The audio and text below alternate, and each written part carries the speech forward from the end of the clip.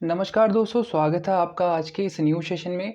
तो दोस्तों, आज हम लगाने वाले हैं एक सेट जो कि आपका यूपी ट्रिपल एससी के जितने भी आपके मेंस के एग्ज़ाम हैं, तो हम उसी पर्पस से जितना भी जीएस का पोर्शन होगा, ठीक है, इसमें हम डीआई वगैरह नहीं लेने के।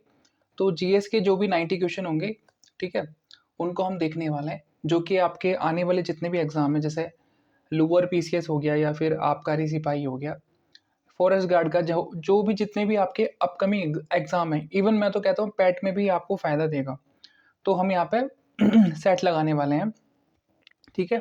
90 क्वेश्चन का ये सेट होने वाला है।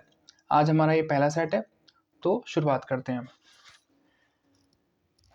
सबसे पहला क्वेश्चन है, महोर्मी शब्द का संधि विच्छेद क्या है। तो महोर्मी शब्द का आपको संधि विच्छेद देखना है। तो महोर्मी का जो संधि विच्छेद हो जाएगा आपका, वो हो जाएगा ऑप्शन नंबर 2, महा प्लस उर्मी, ठीक है। क्वेश्चन नंबर 2 बोलता है कि यथाशक्ति शब्द में कौन सा समास है। यथाशक्ति शब्द में आपको बताना कि इसमें कौन सा समास है। तो यथाशक्ति में यथाशक्ति ये आपको दिख रहा होगा, अव्ययी भाव, अव्ययी भाव समास, यानी कि ऑप्शन नंबर सी इसका करेक्ट आंसर हो जाएगा। आगे चलते हैं। क्वेश्चन नंबर 3 बोलता है कि निम्नलिखित में से कौन सा शब्द अग्नि का पर्यायवाची नहीं है। तो अग्नि का कौन सा पर्यायवाची नहीं है आपका। पावक भी होता है, अनल भी होता है, कृशान भी होता है, अनिल नहीं होता। अनिल किसका होता है, हवा का होता है, ठीक है। जंगम का विलोम शब्द क्या है। जंगम का विलोम शब्द बताना है आपको। अगम, दुर्गम, स्थावर या फिर चंचल। तो इसका आंसर हो जाएगा आपका ऑप्शन नंबर सी, स्थावर। आगे चलेंगे।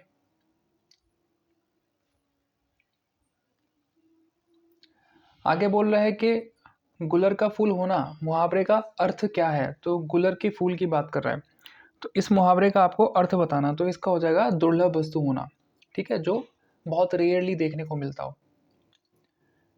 कवि का कवि शब्द का स्त्रीलिंग रूप क्या है। तो कवि का आपको बताना है स्त्रीलिंग रूप क्या होगा। तो कौन सा ऑप्शन ठीक हो जाएगा इसका, ऑप्शन नंबर बी, कवियत्री, ठीक है। ऑप्शन नंबर बी यहाँ पे ठीक हो जाएगा। आगे चलते हैं। बोलता है क्वेश्चन नंबर 7, कह रहा कि निम्नलिखित में से शुद्ध बर्तनी वाला शब्द छांटिए।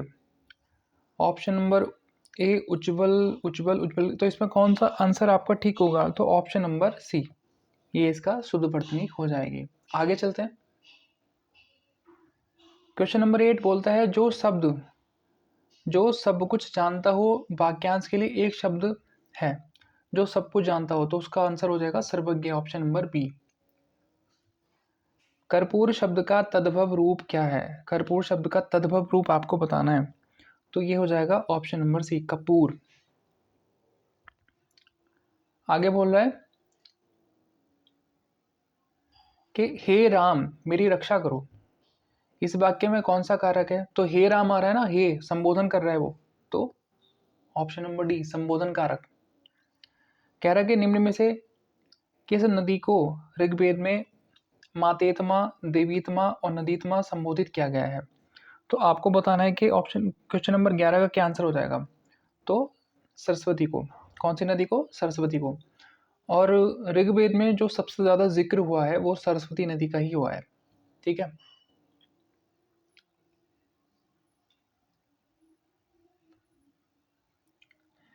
यहाँ पे बोल रहा है कि निम्नलिखित में से भारतीय राष्ट्रीय कांग्रेस के किस अधिवेशन में बाल गंगाधर तिलक ने अभिव्यक्त किया था कि स्वराज मेरा जन्मसिद्ध अधिकार है, मैं इसे लेकर रहूंगा। तो ये करा था इन्होंने ऑप्शन नंबर सी, सूरत अधिवेशन, जो कि 1907 में हुआ था। आगे चलेंगे। बोल रहे हैं कि काकोरी षड्यंत्र केस में प्रधान आरोपी पंडित राम प्रसाद बिस्मिल को उत्तर प्रदेश के किस शहर में फांसी दी गई थी। तो पंडित राम प्रसाद बिस्मिल जो थे काकोरी षड्यंत्र केस में शामिल थे, और इनको कहाँ पे फांसी दी गई थी। तो इसका आंसर हो जाएगा option number B, Gorakhpur. Mahatma Gandhi से संबंध निम्नलिखित आश्रमों में कौन सबसे पुराना है। तो साबरमती, फिनिक्स, वर्धा या फिर आपका सदाकत। तो इसका आंसर हो जाएगा आपका फिनिक्स, ऑप्शन नंबर बी। किस चंदेल राजा ने महमूद गजनवी का सामना किया था।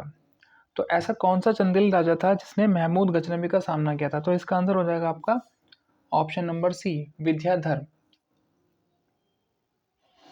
बोल रहा है भारतीय संविधान में पंचायती राज व्यवस्था को किस संविधान संशोधन द्वारा संवैधानिक दर्जा प्रदान किया गया है? ठीक है, यानी कह रहा है कि पंचायती राज व्यवस्था को, तो ये करा गया आपका ऑप्शन नंबर बी, 73वां। ठीक है, और नगर की बात आएगी तो यहाँ पे आ जाएगा 74 का, 74वें संविधान संशोधन वाला। पंचायती राज व्यवस्था क्या आएगी? तो 73वां आंसर आ जाएगा, 73वें संविधान संशोधन के द्वारा। बोलता है पंचायतों के चुनाव कराने का निर्णय किसके द्वारा लिया जाता है? तो पंचायतों का जो चुनाव होता है उसको कराने का निर्णय किसके द्वारा लिया जाता है? ये आपका राज्य सरकार के द्वारा। बोला भारतीय संविधान में मौलिक कर्तव्यों को किस समिति की सिफारिश पर शामिल किया गया? तो भारतीय संविधान में मौलिक कर्तव्यों को किया गया था आपका स्वर्ण सिंह समिति। ठीक है, ये हुआ था शायद 1978 में हुआ था। आगे चलेंगे।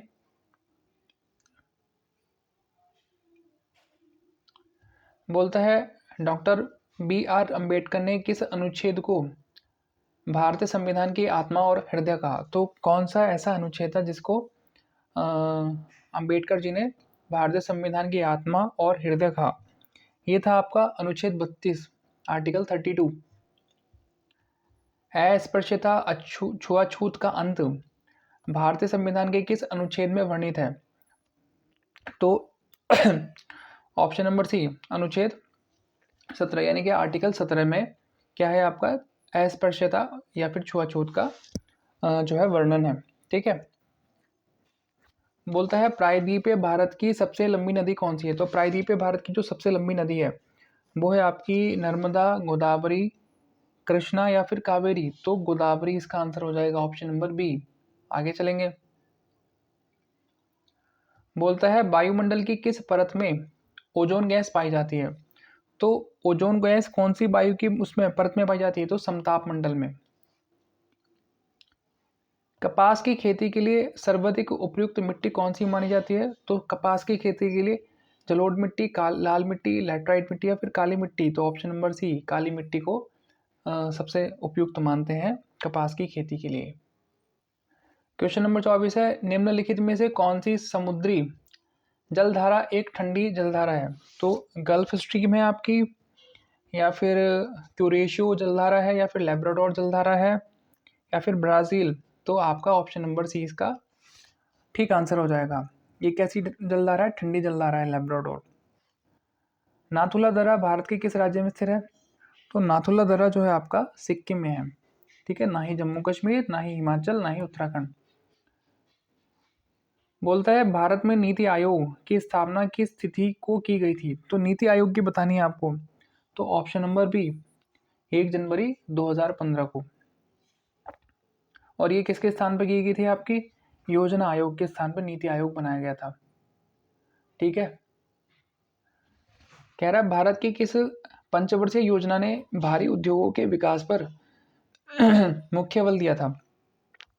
तो ये दिया था आपका द्वितीय पंचवर्षीय योजना ने। ठीक है, ऑप्शन नंबर बी इसका करेक्ट आंसर हो जाएगा। और पहली पंचवर्षीय योजना ने किस पे ज़्यादा बल दिया था? कृषि पे दिया था। ठीक है, बोलता है संयुक्त राष्ट्र द्वारा निर्धारित सतत विकास लक्ष्यों एसटीजी को प्राप्त करने की समय सीमा क्या है? तो इसकी समय सीमा है ऑप्शन नंबर बी, 2030। आगे चलते हैं। बोलता है भारतीय संविधान के किस अनुच्छेद में वार्षिक वित्तीय विवरण बजट का उल्लेख है? तो सिंपल सा आंसर है इसका option number C, 112, article 112। Bharat में हरित क्रांति का जनक किसे माना जाता है? तो M S Swaminathan, option number B. ठीक है,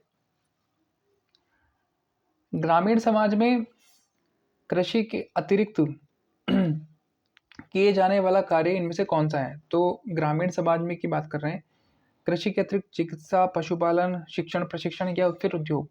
तो इसका आंसर हो जाएगा आपका पशुपालन करते हैं। ठीक है, क्वेश्चन नंबर 32 है किस वर्ष काम के बदले अनाज कार्यक्रम को पुनः संगठित कर राष्ट्रीय ग्रामीण रोजगार कार्यक्रम NREP के रूप में प्रारंभ किया गया? तो ये था आपका कौन सा वर्ष था ये? 1970, 1975 या फिर 1978 या फिर 1980? तो इसका आंसर हो जाएगा आपका 1975, यानी कि ऑप्शन नंबर बी इसका करेक्ट आंसर हो जाएगा। 1975, 1975 मुझे इसका करेक्ट आंसर नहीं लग रहा है। मुझे इसका आंसर करेक्ट लग रहा है 1980। एक बार चेक कर लेंगे, लेकिन मुझे ये लग रहा है 1980 इसका करेक्ट आंसर होना चाहिए। सांसद आदर्श ग्राम योजना कब लागू की गई थी? तो सांसद आदर्श ग्राम योजना की गई थी आपकी 11 अक्टूबर 2014 को। एकड़ कितने वर्ग गज के बराबर होता है? तो एकड़ जो होता है आपके ये होता है 4840 के। ऑप्शन नंबर ए इसका करेक्ट आंसर हो जाएगा। इतने वर्ग गज के बराबर होता है। आगे चलते हैं। गांव में भू राजस्व वसूली का कार्य किया जाता है। तो गांव में जो है भू राजस्व जो वसूली का काम करते हैं उसको करते हैं आपके अमीन। कौन करते हैं? अमीन द्वारा। ठीक है। भारत के पहले मानव युक्त अंतरिक्ष मिशन का नाम क्या था? मानव युक्त, जिसमें मानव भी जा रहा है, आदमी भी जा रहा है साथ में, तो वो है आपका गगनयान। ठीक है।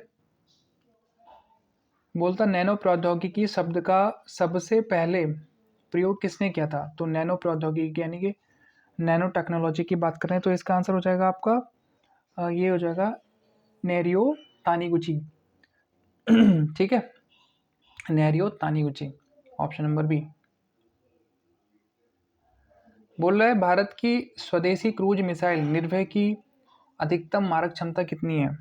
तो इसकी मारक क्षमता है आपकी ऑप्शन नंबर सी 1500 किलोमीटर। आगे चलते हैं। बोलता है बायोटेक्नोलॉजी में CRISPR-Cas9 तकनीक का उपयोग किस लिए किया जाता है? तो ये किया जाता है आपका जीन एडिटिंग के लिए। ठीक है। बोल रहा है भारतीय राष्ट्रीय अंतरिक्ष संवर्धन और प्राधिकरण केंद्र INSPACE का मुख्यालय कहाँ स्थित है? तो ये आपका अहमदाबाद में। ऑप्शन नंबर सी इसका करेक्ट आंसर हो जाएगा। पारिस्थितिकी यानी कि इकोलॉजी शब्द का सर्वप्रथम प्रयोग 1866 ईस्वी में किस वैज्ञानिक द्वारा किया गया था? तो ये किया गया था आपका अर्नेस्ट हैकल के द्वारा। किनके द्वारा? अर्नेस्ट हैकल ने पारिस्थितिकी शब्द का सर्वप्रथम प्रयोग किया था 1866 में। कह रहे कि डेड जोन के विस्तार का मुख्य कारण निम्नलिखित में से क्या है? तो डेड जोन के बारे में बताना आपको कि इसके विस्तार का मुख्य कारण क्या हो जाएगा। तो इसका मुख्य कारण हो जाएगा आपका सुपोषण या फिर ग्लोबल वार्मिंग।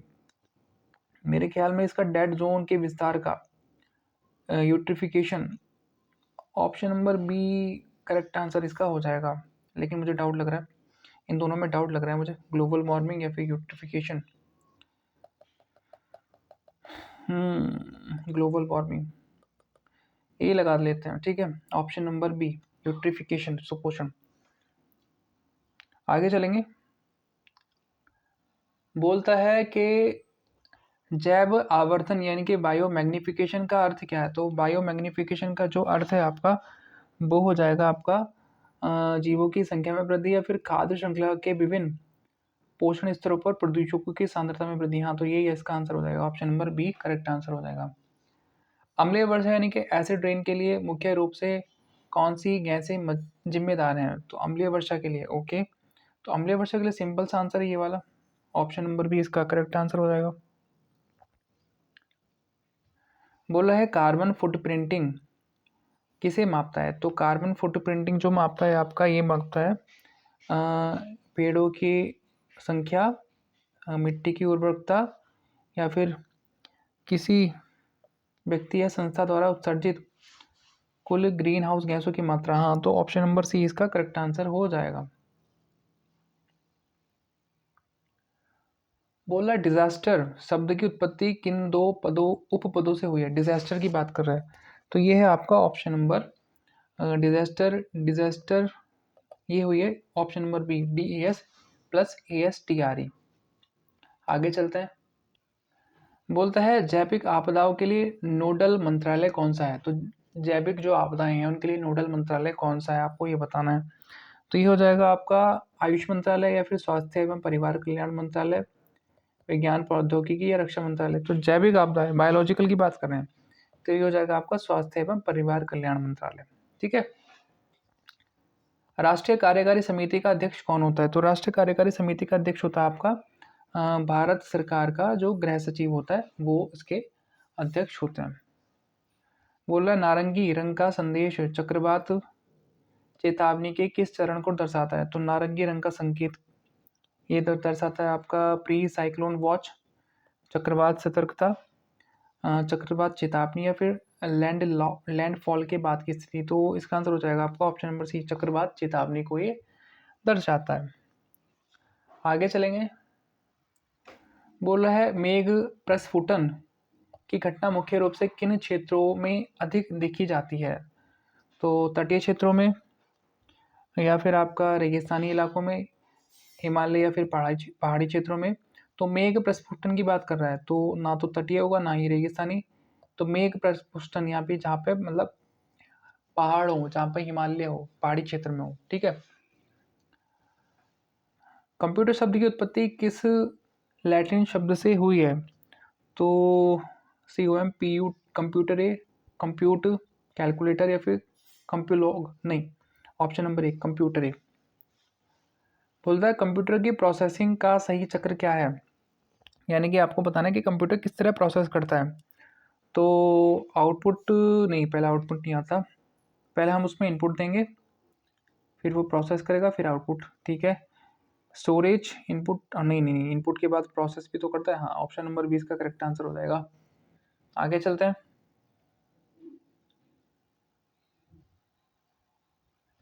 बोल रहा है कि MICR तकनीक में उपयोग होने वाले विशेष फॉन्ट को क्या कहा जाता है MICR में?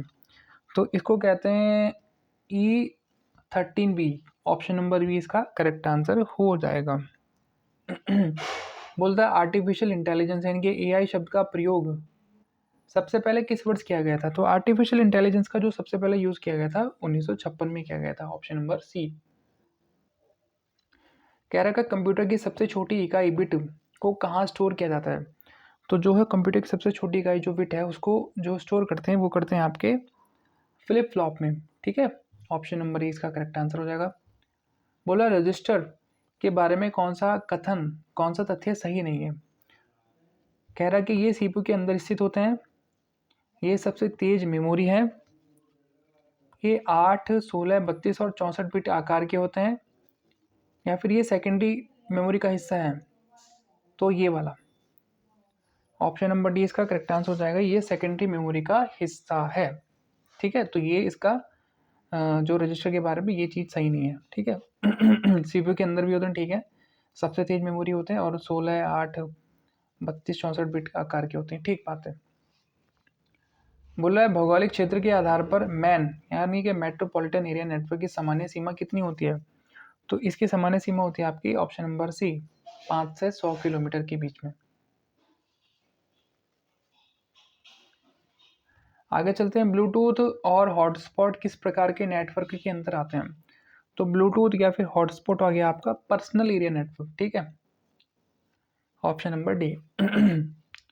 कंप्यूटर में डेटा प्रोसेस करने का कार्य मुख्य रूप से कौन करता है? डेटा को जो प्रोसेस करता है उसका जो काम करता है वो करता है आपका CPU। ठीक है।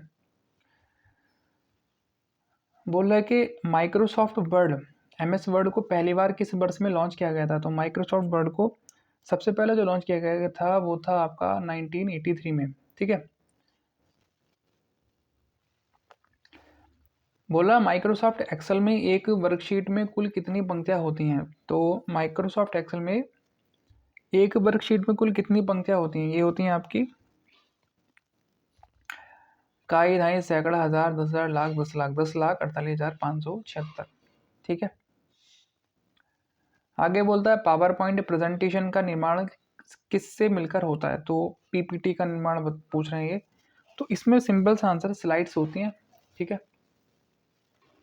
आगे बात करेंगे ई गवर्नेंस के स्मार्ट रूप में ए का क्या अर्थ है? ए का बताना कि इसमें जो है ए का क्या मीनिंग है, ए का। ठीक है। स्मार्ट में ए का क्या मीनिंग है?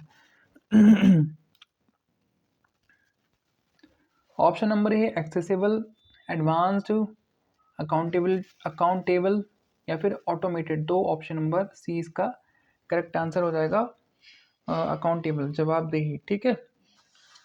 बोला है आर्टिफिशियल इंटेलिजेंस एआई शब्द को सबसे पहले the science and engineering of making intelligence machine के रूप में किसने परिभाषित किया था। तो आपको इनका नाम बताना है। तो ये थे आपके जॉन मैकार्थी। क्या नाम था? John McCarthy. Option number B इसका करेक्ट आंसर हो जाएगा। मोबाइल फ़ोन का आविष्कार किसने किया था? तो मोबाइल फ़ोन का आविष्कार किया था आपके स्टीव जॉब्स ने। नहीं, ये तो एप्पल कंपनी के फाउंडर हैं, इन्होंने तो नहीं किया था। मार्टिन कूपर, एडम ओसबोर्न या फिर टेड हॉफ। तो ऑप्शन नंबर बी इसका करेक्ट आंसर हो जाएगा, मार्टिन कूपर ने। बोल रहा है क्षेत्रफल की दृष्टि से भारत में उत्तर प्रदेश का कौन सा स्थान है? तो क्षेत्रफल की दृष्टि से भारत में जो उत्तर प्रदेश का स्थान है फोर्थ, चौथे नंबर पे है। बोला है उत्तर प्रदेश का प्राचीनतम भूभाग किस विशाल भूखंड का हिस्सा है? तो उत्तर प्रदेश का जो प्राचीनतम भूभाग है वो आपका कौन से विशाल भूखंड का हिस्सा? अच्छा, Angara land, Gondwana land, Tethys सागर तो ऊपर है, नहीं, यूरेशिया, ये Gondwana land. Option number B इसका करेक्ट आंसर हो जाएगा। ठीक है। बोलता है उत्तर प्रदेश की सबसे लंबी नहर कौन सी है? तो उत्तर प्रदेश की सबसे लंबी नहर आपकी ऑप्शन नंबर सी, शारदा नहर। उत्तर प्रदेश का एकमात्र राष्ट्रीय उद्यान कौन सा है? तो उत्तर प्रदेश का एकमात्र राष्ट्रीय उद्यान चंद्रप्रभा, दुधवा, राजाजी या फिर नवाबगंज। तो ये हो जाएगा आपका दुधवा। ऑप्शन नंबर बी इसका करेक्ट आंसर हो जाएगा। बोल रहा है नागपुर योजना 1943 के तहत सड़क परिवहन को कितने वर्गों में वर्गीकृत किया गया है? तो नागपुर योजना, अच्छा, 3, 4, 5 या फिर 6। तो ऑप्शन नंबर सी 5 में। बोलता है उत्तर प्रदेश विधान परिषद में सदस्यों की कुल संख्या कितनी है? तो उत्तर प्रदेश विधान परिषद की बात कर रहे हैं तो विधान परिषद में आपकी 100।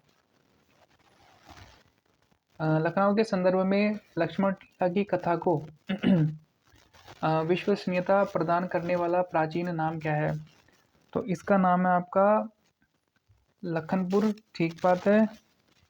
लक्ष्मणवती भी ठीक है, कौशलपुरी नहीं है, ये ठीक नहीं लग रहा है। ऑप्शन नंबर ए, हाँ, तो ऑप्शन नंबर ए भी, ये दोनों करेक्ट आंसर हो जाएंगे आपके। बोलता है उत्तर प्रदेश की राजधानी लखनऊ को बागों का शहर भी कहा जाता है। 1775 में अवध की राजधानी को फैजाबाद से लखनऊ किसके द्वारा स्थानांतरित किया गया था? तो ये किया गया था आपके नवाब आसफ उद्दौला के द्वारा।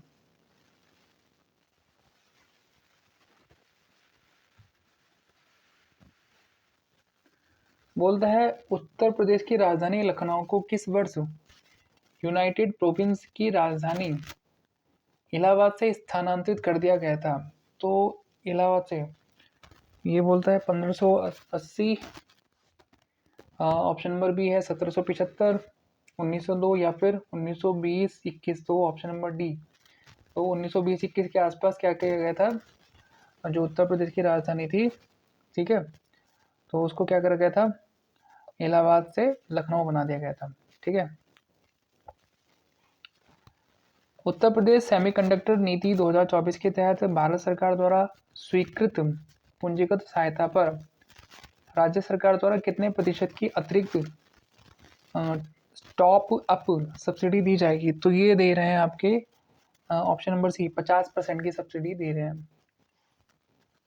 बेलन घाटी यानी कि प्रयागराज के उत्खनन में किस धातु या सामग्री से निर्मित मातृ देवी की प्रतिमा प्राप्त हुई है? तो ये हुई है आपकी ऑप्शन नंबर सी हड्डी, अस्थि की। तो बेलन घाटी से, ठीक है, जहाँ प्रयागराज के उत्खनन जो मिली है आपको मातृ देवी की, वो आपकी हड्डी। ठीक है, आगे चलते हैं। बोलता है ताजमहल का निर्माण जो है आपके मुगल सम्राट शाहजहां ने अपनी किस प्रिय पत्नी की स्मृति में करवाया था? तो ये तो बहुत ही सिंपल सा आंसर हो गया, मुमताज महल के लिए। ठीक है। बोलता है उत्तर प्रदेश का एकमात्र शास्त्रीय नृत्य कौन सा है? तो उत्तर प्रदेश का एकमात्र शास्त्रीय नृत्य आपका कथक, ऑप्शन नंबर सी। बोला उत्तर प्रदेश की पहली खनिज नीति कब घोषित की गई थी, जिसके तहत खनिज विकास को उद्योग का दर्जा दिया गया? तो ये की गई थी आपकी 29 दिसंबर 1998 को, 1998 को। ऑप्शन नंबर ए इसका करेक्ट आंसर हो जाएगा। बोलता है उत्तर प्रदेश की पहली चीनी मिल प्रतापपुर देवरिया में किस वर्ष स्थापित की गई थी? तो ये की गई थी 1903 में। ऑप्शन नंबर बी इसका करेक्ट आंसर हो जाएगा। बोलता है उत्तर प्रदेश की जलवायु को मुख्य रूप से किस श्रेणी में रखा जाता है? तो उत्तर प्रदेश की जलवायु को, अच्छा, तो ये ना तो ये भूमध्य रेखीय जलवायु है, ना ही आपकी ये उष्णकटिबंधीय मानसून जलवायु है। हाँ, शुष्क भी नहीं है, ठंडी भी नहीं है। तो ऑप्शन नंबर बी इसका करेक्ट आंसर हो जाएगा। अगर आपने थोड़ा बहुत भी यूपीजी के पढ़ा है तो आप आराम से एलिमिनेट कर लोगे इस क्वेश्चन को। ना तो यहाँ बहुत ज़्यादा शुष्क है जैसे राजस्थान में, ना ही भूमध्य रेखीय है, ना ही बहुत ज़्यादा ठंड है। आगे चलते हैं। बोल रहा है उत्तर प्रदेश के किस जिले में अनुसूचित जनजाति एसटी की जनसंख्या सर्वाधिक पाई जाती है? तो अनुसूचित जनजाति एसटी की बात कर रहे हैं तो बागपत बिजनौर या फिर सोनभद्र या फिर ललितपुर। तो इसका आंसर हो जाएगा ऑप्शन नंबर सी, सोनभद्र। ठीक है। बोलता है मुंशी प्रेमचंद का जन्म उत्तर प्रदेश के किस जिले में हुआ था? तो मुंशी प्रेमचंद का जन्म हुआ था आपके बनारस में। ठीक है, ऑप्शन नंबर बी इसका करेक्ट आंसर हो जाएगा। जनगणना 2011 के अनुसार उत्तर प्रदेश की कुल जनसंख्या भारत की कुल जनसंख्या कितने परसेंट है? तो ये है आपकी 16.51%। ठीक है। आगे बोलता है कि उत्तर प्रदेश के किस शहर को पीतल नगरी, तो सिंपल सा आंसर है मुरादाबाद। मुरादाबाद क्या आपका पीतल नगरी के नाम से जाना जाता है। कह रहा है कि फरवरी 2026 में घोषित उत्तर प्रदेश के बजट के अनुसार सड़क सुरक्षा के लिए किस जिले में नया प्रशिक्षण केंद्र खुलेगा? तो ये खुलेगा आपका कानपुर में।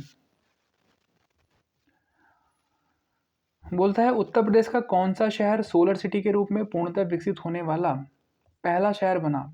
मार्च 2026 तक की बात कर रहे हैं। ठीक है, तो ये हो जाएगा आपका अयोध्या, ऑप्शन नंबर ए।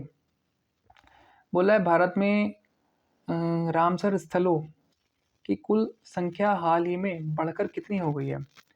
तो फरवरी 2026 तक की बात कर रहे हैं तो ये हो गए आपके 98। कितने? 98। आईसीसी अंडर 19 पुरुष क्रिकेट विश्व कप 2026 किस देश ने जीता है? तो ये जीता आपके भारत, हमारे भारत ने। ठीक है, प्यारे भारत ने। और ये आज का लास्ट क्वेश्चन है। बोल रहा है कि हाल ही में उत्तर प्रदेश सरकार ने नारी शक्ति को बढ़ावा देने के लिए किस जिले में पहला महिला विश्वविद्यालय स्थापित करने की घोषणा की है? तो ये होगा ऑप्शन नंबर सी, गोरखपुर में। तो ये थे आपके 90 क्वेश्चन जो कि आपके आने वाले जितने भी यूपी ट्रिपल एस सी की मेंस एग्जाम है या फिर पैट का एग्जाम है वहाँ पे आपको ये बहुत ही ज़्यादा हेल्पफुल रहेगा।